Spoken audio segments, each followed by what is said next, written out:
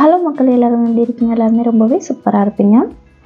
இன்றைக்கி ஒரு ரொம்ப ஈஸியான செயின் ஸ்டிச் பேட்டர்ன் தான் போட்டு காமிக்க போகிறேன். இந்த செயின் ஸ்டிச்சை வச்சு நீங்கள் ஒரு ப்ளவுஸ்க்கே பார்த்தீங்கன்னா ஒர்க் பண்ணி முடிக்க முடியும். ஃபஸ்ட்டு நம்மளுடைய கிளாத்தை நல்லா ஃபிட் பண்ணிக்கலாம். இந்த ஸ்டாண்டில் வச்சு நல்லா ரெண்டு சைடுமே ஒரே ஈக்குவலாக பார்த்தீங்கன்னா நம்ம இழுத்து விட்டுக்கணும். நல்லா ஃபிட் பண்ணதுக்கப்புறம் இந்த கிளாத் பார்த்திங்கன்னா நம்ம தட்டும் போது ஒரு சவுண்டு கேட்கணும். நல்லா லூஸாக இல்லாமல் நல்லா ஃபிட்டாக டைட்டாக இருக்க மாதிரி பார்த்துக்கணும்.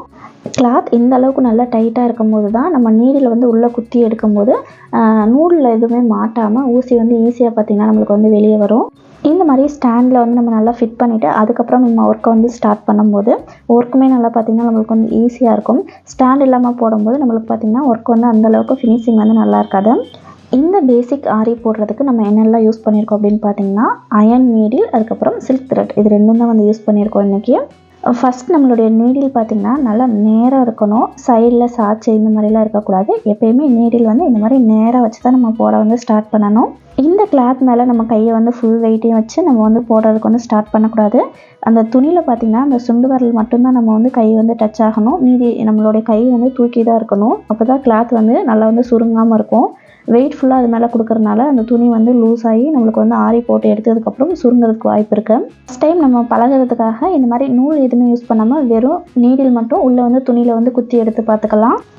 ஸ்டிச் போடுறதுக்கு முன்னாடி இந்த மாதிரி நல்லா ஜரி த்ரெட் எடுத்து நல்லா 4-5 டைம் சுற்றி நல்லா முடிச்சு போட்டுக்கலாம். முடிச்சு இந்தளவுக்கு நல்லா பெருசாக இருக்க மாதிரி பார்த்துக்கோங்க. துணியிலேருந்து வெளியே வராத மாதிரி இருக்கணும். மேலே இருந்து நீடில் கிளாத்தில் கீழே போனதுக்கப்புறம் நம்ம கீழே பார்த்திங்கன்னா இந்த மாதிரி நூலை பிடிச்சிருப்போம். இந்த நீடில் இந்த மாதிரி நூலில் டச் ஆகி ஒரு சைடு பார்த்திங்கன்னா விட்டுட்டு அப்படியே மேலே இழுக்கும் போது இந்த மாதிரி நம்மளுக்கு வெளியே வரும். இந்த மாதிரி வந்த உடனே அந்த நாட் போட்டது கீழே கிளாத்தில் நல்லா டச் ஆனதுக்கப்புறம் நெக்ஸ்ட்டு அப்படியே நம்ம ஸ்டிச் போட ஸ்டார்ட் பண்ணலாம். நம்ம கீழே பிடிச்சிருக்க நூல் ரொம்ப டைட்டாக பிடிச்சி இழுக்கக்கூடாது. லேஸாக பார்த்திங்கன்னா பிடிச்சிருக்கணும். நம்மளுடைய நீடில் நம்ம எந்த டைரெக்ஷனில் போடுறோமோ அந்த சைட் பார்த்திங்கன்னா நேராக திரும்பி இருக்கணும். ஊசி கீழே போனதுக்கப்புறம் லைட்டாக ஒரு சுற்றிட்டு நல்லா மேலே கிளாத்தில் டச் ஆனதுக்கப்புறம் மறுபடியும் பார்த்திங்கன்னா இந்த சைட் திருப்பி அப்படியே மேலே இழுத்தோம்னா அழகாக ஸ்டிச் வரும். நீங்கள் இந்த மாதிரி கூட ஞாபகம் வச்சுக்கலாம். ஃபஸ்ட் பார்த்திங்கன்னா குத்துறோம், அதுக்கப்புறம் சுற்றுறோம், அதுக்கப்புறம் மேலே மறுபடியும் இழுத்து மறுபடியும் பார்த்திங்கன்னா இந்த சைடு சுற்றி அதுக்கப்புறம் அப்படியே வெளியே இழுத்துடுறோம். கீழே நம்மளுடைய கை பார்த்திங்கன்னா ஒரு குத்துக்கு ஒரு சுற்று தான் சுற்றணும். லைட்டாக பார்த்திங்கன்னா சுற்றின உடனே அப்படியே மேலே இழுத்து மறுபடியும் பார்த்திங்கன்னா இந்த சைடு சுற்றி மேலே இழுத்துடணும். சொல்லும்போது ஃபஸ்ட் டைம் உங்களுக்கு புரியாத மாதிரி குழப்பமாக தான் இருக்கும். நீங்களே பார்க்கும்போது நல்லா ஒரு 2 நிமிஷம் பாருங்கள். பார்க்கும்போது உங்களுக்கே பார்த்திங்கன்னா ஈஸியாக புரியும்.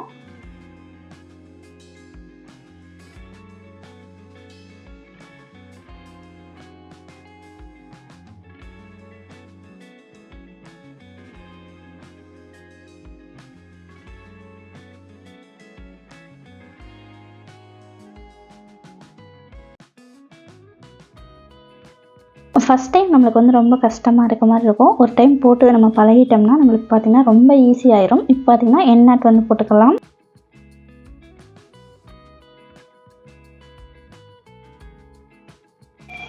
ஃபஸ்ட்டு ஒரு நாட் போட்டுட்டு அதுக்கப்புறம் மறுபடியும் பார்த்திங்கன்னா இன்னொரு நாட் போடணும். இல்லாட்டி இந்த மாதிரி நூல் தூக்கிட்டு இருக்க மாதிரி இருக்கும்.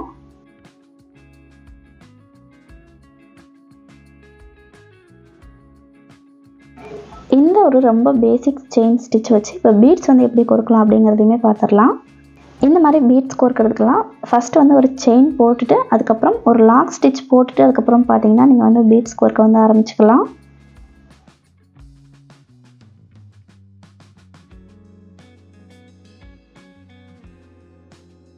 இந்த மாதிரி பீட்ஸ் கோர்க்கும்போது அந்த பீட்ஸ்க்கான இடம் கரெக்டாக இருக்க மாதிரி பார்த்துட்டு அதுக்கப்புறம் பார்த்திங்கன்னா நம்ம நீடில் அடுத்து கீழே குத்தி ஸ்டிச் போட ஸ்டார்ட் பண்ணலாம்.